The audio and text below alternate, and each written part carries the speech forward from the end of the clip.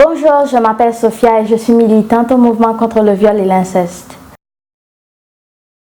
Le MCVI est un organisme dont le mandat est de contrer toute forme de violence vécue par les femmes, soit d'accompagner directement les femmes qui ont vécu des agressions sexuelles, de faire de la prévention, de la sensibilisation et de l'éducation populaire auprès des individus, des groupes et de la population sur les agressions sexuelles, de promouvoir les droits des femmes par l'action politique, la défense des droits et le réseautage.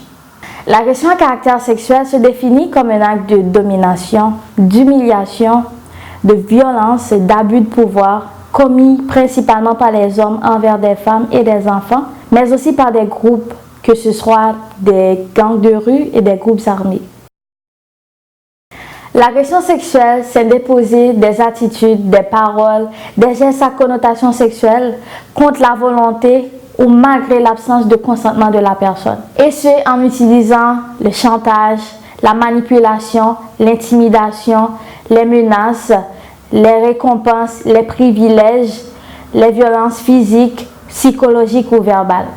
Les agressions sexuelles peuvent prendre différentes formes, entre autres les agressions sexuelles collectives, les appels obscènes, les attouchements sexuels, l'exhibitionnisme, l'exploitation à des fins pornographiques ou de prostitution, l'inceste, le voyeurisme, le mariage forcé, la torture sexuelle, la traite des femmes et la prostitution. De plus, le MCVI, par le fait de recevoir des femmes de diverses origines, reconnaît et dénonce la violence sexiste racialisée. Autrement dit, des femmes qui sont davantage discriminées et visées par la violence à cause de leur ethnicité, leur croyance, leur culture et leur statut d'immigration.